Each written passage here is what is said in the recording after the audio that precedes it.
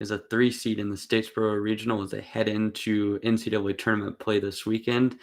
And we're here to cover it all and discuss what they need to do to go into the Super Regionals and beyond on today's episode of Locked On Texas Tech. Are Locked On Texas Tech, your daily podcast on the Texas Tech Red Raiders, part of the Locked On Podcast Network, your team every day.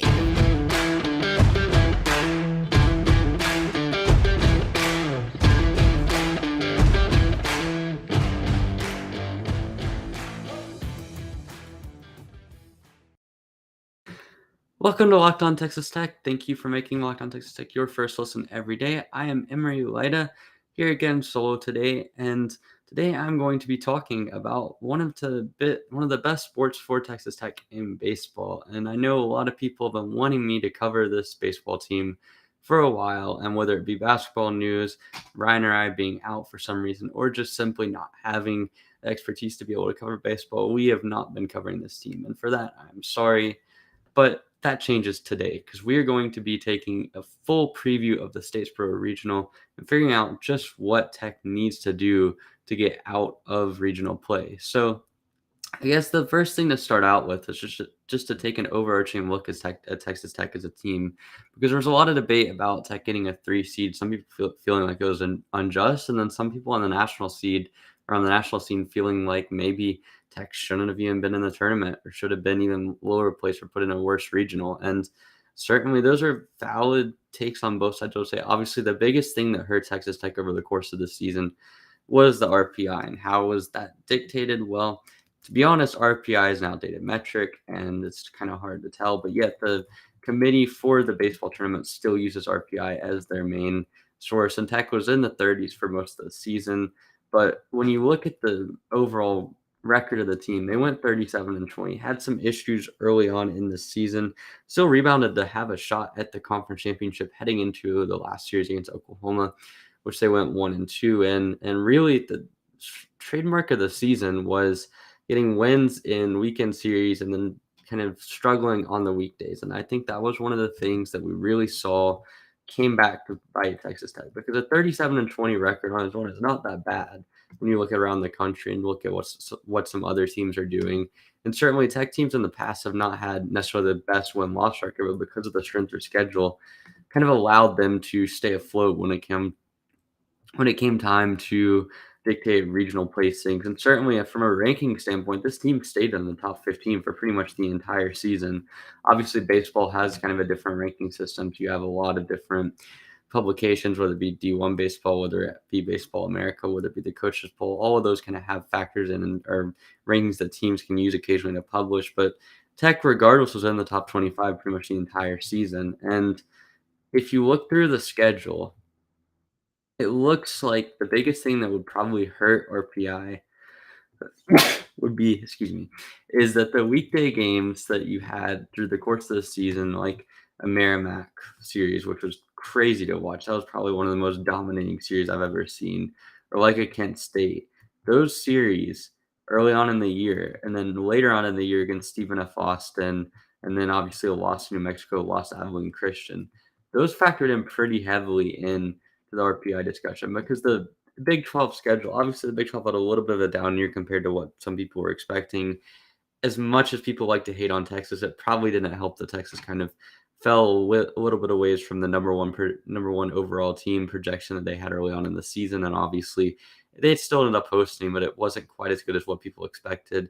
Oklahoma State was slightly underwhelming. You had Oklahoma as well, kind of not quite living up to expectations. TCU as well. So in general, it's a down year for the Big 12, but still that the strength of schedule that the Big 12 has should have been enough. But certainly those week game games, and obviously having some of those being dropped, and obviously having some winnable games that you drop over the course of the season played into the overall seeding. And personally, I think this was about as good of a draw as you're going to get as a 3 seed. I mean, you have Georgia Southern and Notre Dame, which we'll talk about and in the future. And then you also have the upcoming Super Regional, should you get by this regional round, against Tennessee, which is not going to be easy. Don't get me wrong, because Tennessee is far and away the best team in the country this year. But still you have to go into it with just having the mindset that if you want to beat the best, you have to beat the best. And certainly you're going to have the opportunity to do that in the super regional should you have the chance to advance out of this regional. But in summary, I guess I would say that this team's placement in the Statesboro Regional is not unjust. I mean, I think that the RPI obviously is lower than it should be. And you can say that all you want that the team should have had a better seeding just because of their rankings and the strength of the victories. But then also, I mean, Tech didn't help themselves with the scheduling this year. I think that's something that needs to be put into place is that you could have been kind of scheduling more games against tournament level teams. You could have had these teams like a Dallas Baptist, which you obviously did play, but still, like that tier of opponent over the course of the regular season was something that really could have helped you out. And instead, you only played 2 games against them. You really didn't play some of the other good teams in the state. And instead, you kind of spent that time playing teams like Kent State and Merrimack, which had really no business playing entire series against Tech. So I think there were some things that you can look at going forward. And obviously, you had your struggles. You were closer to being a mid-tier Big 12 team than pretty much any other season since the 2015 debacle. So that was not good, but certainly a lot to look at in terms of seeding. But just looking at this team as a whole, I think that the biggest thing that you can look at is the offense still remains really dangerous. And obviously, you've had a lot of talented hitters on this roster. That's been the case really for as long as Tim Tadlock has been at Texas Tech. And this year is no different. You have obviously Jace Young kind of leading the way with really ridiculous slash lines. I mean, you're talking about a guy that's been on base quite a lot. He has a really almost of 0.5, which is ridiculous. Has 14 home runs, 56 RBI.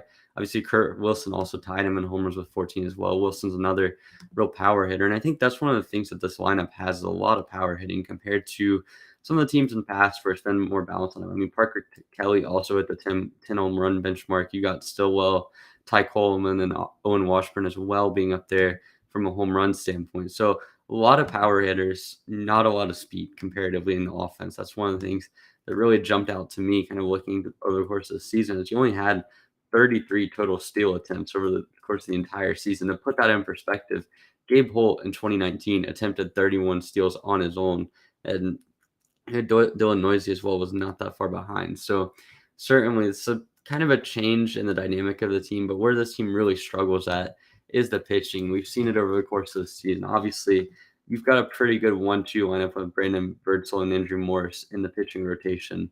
But beyond that, you get into the third starter, you get into the bullpen, and things get really shaky fast. And I mean, Birdsell is going to be a guy that is as close to an ace pitcher as you're going to find on the team.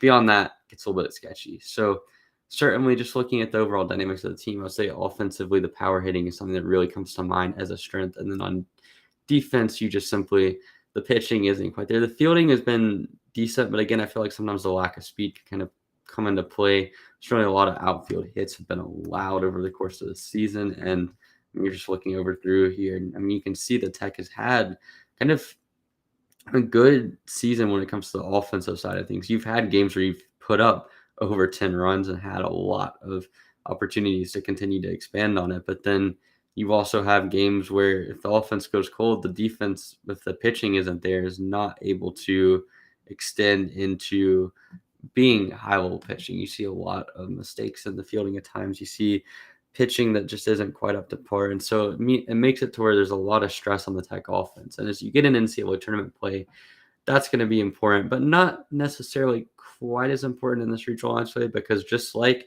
demo field and what you see at the home field for Texas Tech, this regional is played in Statesboro, which by all accounts seems to be a lot more of a batter's field and offensive field. But we'll talk about that next. But first, I have a message from Rock Auto. This episode is brought to you by Rock Auto. With the ever-increasing numbers of makes and models, it's now impossible for your local chain auto parts store to stock all the parts you need. Why endure often pointless or seemingly intimidating questions and wait while the person behind the counter orders the parts on their computer? They only choose the brand that the warehouse happens to carry. You have computers with access to rockauto.com at your home and in your pocket, and that can make things a lot easier for you. So you can save time and money while you're using Rock Auto. You can also support a family business that serves do-it-yourselfers for over 20 years. Rock Auto provides reliably low prices, and they have everything that you could possibly need. They have brake lights, they have tail lamps, they have motor oil, and now they even have new carpet. And so, I mean, I've seen personally how much Rock Auto can have. I've needed new brake parts, and Rock Auto has been right there for me. So I can just trust me when I say that Rock Auto has all you could ever need. So go explore their easy-to-use website today to find the solution your auto part needs. Go to rockauto.com right now and see all the parts available for your car or truck, right? Locked on in their How Did You Hear About Us box so they know that we sent you. Amazing selection, reliably low prices, all the parts your car will ever need. rockauto.com. Now, we have an important favor to ask you. We've put together a survey so we can learn more about listeners like you and make your favorite Locked On podcast even better. This is your opportunity to tell us what you like and don't like about Locked On Texas Tech and any Locked On podcast that you happen to listen to. So go to lockedonpodcast.com/survey right now to get started. It won't take very long, and everyone that completes the survey will qualify for a chance to win one of 10 $100 Ticketmaster gift cards. To take our audience survey, again, go to lockedonpodcast.com/survey. Again, that is lockedon.podcast.com/survey. Thank you for your help, and we appreciate your feedback. Thank you for making Locked On Texas Tech your first listen every day. Now, we're back talking about baseball. And with that, we're going to be talking about the Statesboro Regional. And in that regional, you have the number 16 overall national seed, Georgia Southern, team coming out of the Sun Belt Conference, team that went 14-18 over the course of the season, 23-7 in their own conference. You have UNC Greensboro, who is the 4th seed out of the SoCon. They went 34-28 over the course of the season. Really came on strong at the end of the year, sort of get themselves into tournament contention, won 5 straight to end the season, and then into the conference tournament play. Obviously had wins over Sanford and then the number 1 seed Wofford, who was a bit of an upset for them to beat Wofford. So UNCG coming in strong there. And then you have Notre Dame, who is probably the strongest 2 seed in the entire field when you look at 2 seeds across the scope of the NCAA. And they went 35-14 then also ended up going 16-11 in the ACC. So this is a really good Notre Dame team, a team that, like Texas Tech, was higher in the rankings for the course of the season than what their overall seeding would suggest. And so for them, they have to feel a little bit annoyed by being a 2 seed, I would imagine. And obviously, if they win this regional, having to face off against a Tennessee program out there. But really, the story of this regional should be Georgia Southern to start out with, because they're the host team. Obviously, playing in Statesboro, their hometown, they've been good at home over the course of the season. Obviously, this is a team that is in a lesser conference, so you've seen not as many high-level opponents have come into Statesboro over the course of the season. They played an opening round matchup against Tennessee, lost all 3 of those games. They did beat Georgia Tech over the course of the season. They beat Georgia, which over the course of the last few months has looked a lot worse than what it is now, because Georgia has turned into not being very good as a team and as a program. Their games against Texas State, is really interesting, because Texas State is probably one of the best mid-major teams in D1 baseball. Obviously, they share the Sun Belt Conference with Georgia Southern. Over the course of their 3-game series, they went 2-1 in San Marcos to take that series over Texas State, which at the time was ranked number 10 in the nation. This is a good Georgia Southern team. Obviously, of all the hosts in the country, they're probably the weakest when it comes to overall strength. I mean, it's hard to get a good gauge on them, but at the same time, the Sun Belt's a team, or it's a conference that has produced some really good teams over the years. Obviously, Coastal Carolina in 2016 comes to mind, but certainly, I mean, this is a conference that has a lot of good teams in it. And obviously, when you look over the course of Georgia Southern's season, they're a team that, like Texas Tech, has a lot of offensive firepower in their lineup. And with them, it's Noah Ledford, their second baseman, who kind of sort of leads the charge for them. They have, obviously, Ledford is the best hitter. They have 16 home runs on the season for Ledford. The rest of the rotation is kind of a little bit less than that in the batting lineup. Obviously, Austin Thompson rounds it off with 10 home runs. He is by far just a pure power hitter, not really a guy that takes a lot of doubles or triples, and he's not really a speed guy by any means, but he's someone that can really rake him in. Same thing goes for Ledford. I mean, not not a guy that's going to be much of a situational hitter, but he can hit the ball out of the park really well.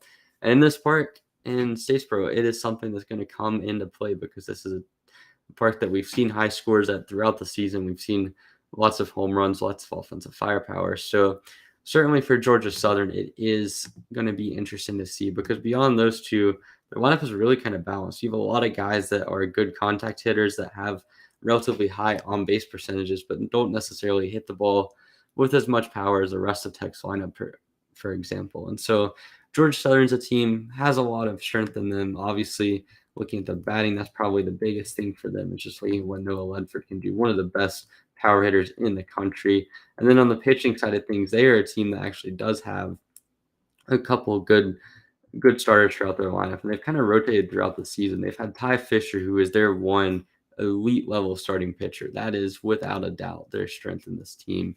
And he has an ERA of 2.87, which is one of the best ERAs out there. Obviously, he's started in 13 games. Opponents are only batting .26 on him, which is not particularly great. Then also beyond that, you have a lot of guys that have kind of rotated in, guys like Ben Johnson, Anthony DeMola, you have Danny Madden. All of those guys have made starts over the course of the season. And then as you start getting down the lineup, you see some of their other starters have been a little bit questionable. Jalen Patton is the second starter and kind of been there, I believe, their Friday night starter a lot of times, and he has struggled throughout the season. I mean, ERA over 5, not ideal for him. So that could be a weakness as you get further on in the week. You would have to imagine for the winners game, provided they get through UNCG, that's going to be who they throw at Tech. That's going to be when they throw out Ty Fisher, maybe the second game. But if you can get one of their spot starters in the third or fourth game, that's been a weakness for them, a lot like Texas Tech. So that's Georgia Southern. Notre Dame's another team with a lot of strength to their game. I mean, obviously, probably the best player on their team is Jack Penny. He has really put up some strong numbers this year. Excuse me, not Jack Penny. I'm just looking down the list of guys. But if you look at some guys like Carter Hughes for Notre Dame, obviously, there's a balanced Notre Dame lineup when you look at everyone on the team. I mean, you really don't have anyone that necessarily has been elite at any one say. I mean, obviously, Jack Penny is a guy that had a lot of strength on his numbers. I mean, has an ops percentage over 1.1, which is Jace Young type territory. But when you look down the rest of their roster, I mean, it's just a lot of good, solid contact hitters. They don't have a ton of power guys. I mean, you look over the course of their roster, a lot of guys between that 9 and 11 home run threshold. I mean, looking down the lineup, you've got guys like Brooks Colsey, you've got Jack Brannington, you've got Jack Siza, you've got Ryan Cole. All of those guys are good at hitting home runs, but certainly not guys that you wanted to be in the lineup and being pure power hitters. So Notre Dame's one of the most balanced batting teams out there. I mean, in this regional, I would certainly say they're the most balanced team when it comes to hitting. And really, I mean, when you look over the course of their ACC schedule, one of the biggest things that allowed them to kind of get through the season was really good pitching by their two main guys, and that's John M. Bertrand and Austin Temple. When you look at the rest of the lineup, it gets a little more sketchy. Obviously, Jack Findley had a really good season, starting 8 games. He had an ERA under 2.5, as well as Bertrand as well. So, I mean, their starting lineup, they have 3 pitchers that can start games that are probably some of the best pitchers you're going to find. I mean, they probably have 3 of the 5 best pitchers in this regional. So that's going to be the biggest challenge with Notre Dame. A good defensive team. Obviously, the fielding is a really strong strength for them. But when you just look at this roster as a whole, there's so much pitching strength to it. And then from a batting standpoint, you have a lot of opportunity when it comes to a balanced lineup. And obviously, I mean, Ryan Cole, you've got David Lamena kind of being their best contact hitter with a base percentage of nearly 44%. And then you've got really the entire lineup is good at getting on base and good at stealing bases when they get there. I mean, Ryan Cole, I mentioned him because he's probably the best base stealer in this entire series. He's 19 for 19, not quite Gabe Holt numbers, but still a really good guy, really good person to get on base. And once you see him out there, he's going to be someone that is going to be dangerous, especially with the amount of contact hitting that Notre Dame has in their lineup. So that's going to be interesting to watch. Then lastly, you have UNC Greensboro, who throughout the season, like I mentioned, they kind of started off a little bit poor. They did have a win over South Carolina at one point in the season, but they're a team that has really kind of been sort of under the radar. They weren't really great in their own conference. Obviously, they had some strength wins over UCF, but when you look over the course of the season, they just kind of struggled in conference play until the back half of the year. Then they turned it on, and then that's when things really sort of picked off for them. After a 22-20 loss to NC State, they rattled off wins over Western Carolina in a series sweep. They beat the Citadel in the opening round of the SoCon Conference tournament. Then they ended up losing to Wofford, but then after that, just completely dominant. They beat Mercer, they beat Samford, they beat Wofford, and they beat Wofford again in the conference tournament championship to take the title and advance to this tournament. So they're a team that's been hot lately, worth watching, and certainly because of that late strength. But if you look at their games against high-tier teams, obviously losses to Wake Forest, losses against NC State, which got snubbed from this tournament. Look, I'm in North Carolina. I don't have a lot of reason to like NC State, but at the same time, they did not deserve to get snubbed for the tournament. But that's not my discussion to have. But just looking at UNC Greensboro's roster, the biggest thing that sticks out to me is what you can see from Hogan Windish, as he is by far their best hitter. 16 home runs, 60 RBIs. He's had 54 runs over the course of the season, 79 hits. His ops percentage is almost 1.2 with 1.198. That is ridiculous. He's got a slugging percentage over 0.7. I mean, he gets on base a lot. He's good at hitting the ball. He's good at being a power hitter. He can do basically everything for them. They've also got Kenny Jones and Press Kavanaugh in their lineup that are good power hitters as well. The rest of the team is really just contact hitters. I mean, their on base percentages are all pretty high outside of Zach Budzik and everyone else. I mean, not really good at getting power. I mean, you only have 3 guys on the team with more than 3 home runs, but still, when you have that level of power hitting, it is crazy to see.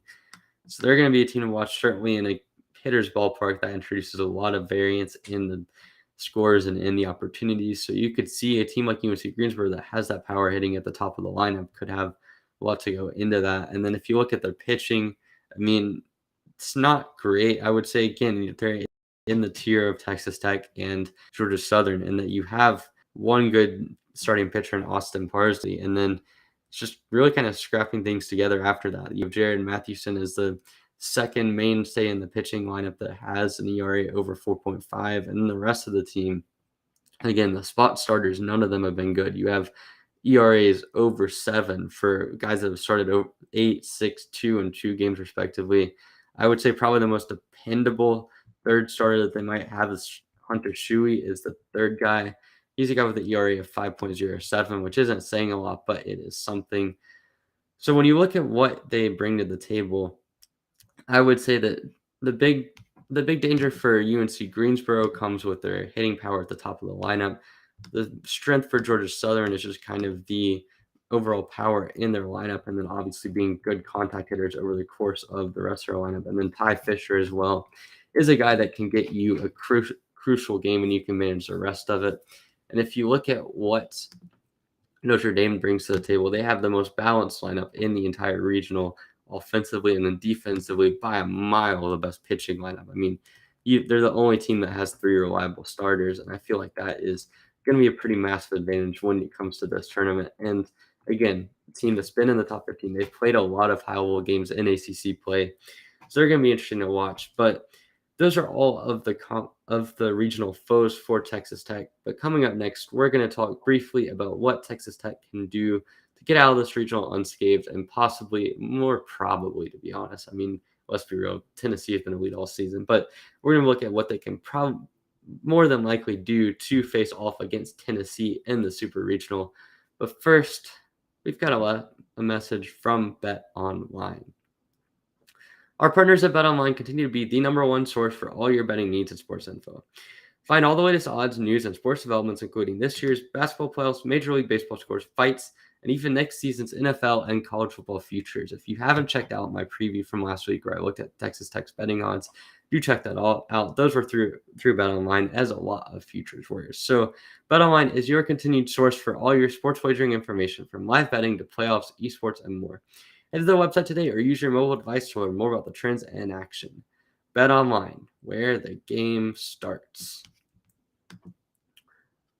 Rounding out this episode here, I just want to talk for a couple minutes about what Texas Tech can do to maximize their opportunity to win this series. I think it's going to be really crucial to see who Tech puts on the mound on Friday against Notre Dame. They get the early game. I believe it is at 1 p.m. I could be wrong on that. I will check that and get that sorted out real quick. But in the meantime, I mean, you have to say that the biggest thing that comes for Texas Tech is who do they put on the mound. You could see them put Brennan Birdsell on the mound. You could see them run out with Andrew Morris, or you could see one of the spot guys. But it is so important to get out ahead in these regionals, because if you win the first game, now you suddenly are going to face the winner in the second game, and it sort of takes off a little bit of the pressure when it comes to just making sure that you don't have to worry about your season ending after one loss. And so against a team like Notre Dame, maybe if it was a 1-4 matchup, you'd be doing things a little bit differently. But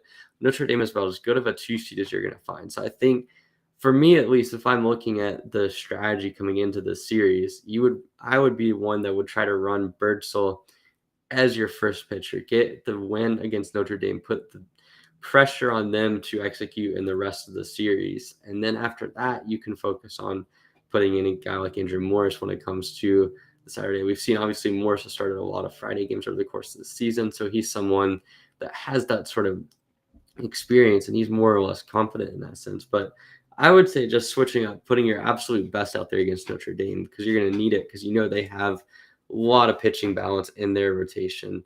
And then against Georgia Southern, Georgia Southern, UNC Greensboro, but potentially saying Georgia Southern, you throw out the one that you didn't use between Morris and Birdsell.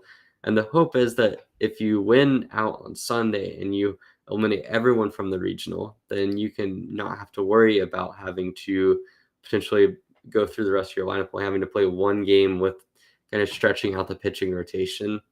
And if you lose, you could possibly stretch it into playing a guy like Birdsell in the second part of the weekend. I mean, obviously, kind of depends how many innings these guys go and how extensive your bullpen use is. But certainly, you could see that sort of early weekend strategy. I think the key there is to get out ahead of the lineup. And then looking at batting, again, this is a favorable ballpark for Texas Tech. I think that you have sort of being in a hitter's ballpark allows you to sort of stretch out your offensive legs a little bit. Obviously, this is a team that relies a lot on power hitting throughout the lineup, so something that you can really look at as a benefit. And so for that, I think this is about as good of a draw that you could get in the regional. Now, the super regional against a team like Tennessee, that's a different question. But for now, I think this regional lines up pretty well for Texas Tech. But I'm still going to go with Notre Dame as my official prediction. I think Notre Dame has by far the best pitching rotation in this entire regional.